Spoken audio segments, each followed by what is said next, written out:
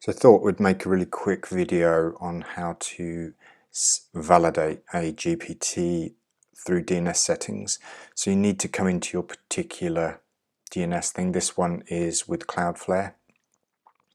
And all we need to do is create the easiest kind. So there'll be some sort of adding button. And you can see the various different records here. We're just going to create a TXT record.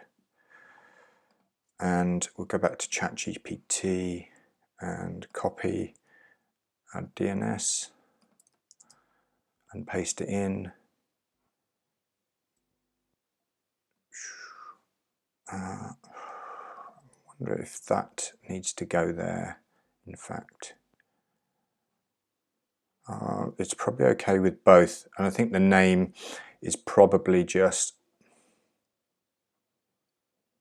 yeah, just some, I probably do something like that. So the others are generic, so I think this is a generic name. So once we go there, we can maybe check. Yeah, it's going to take some propagation, but effectively that's what you do. Check down in the description below to see if there's any issues that weren't addressed in this video. Thanks for watching.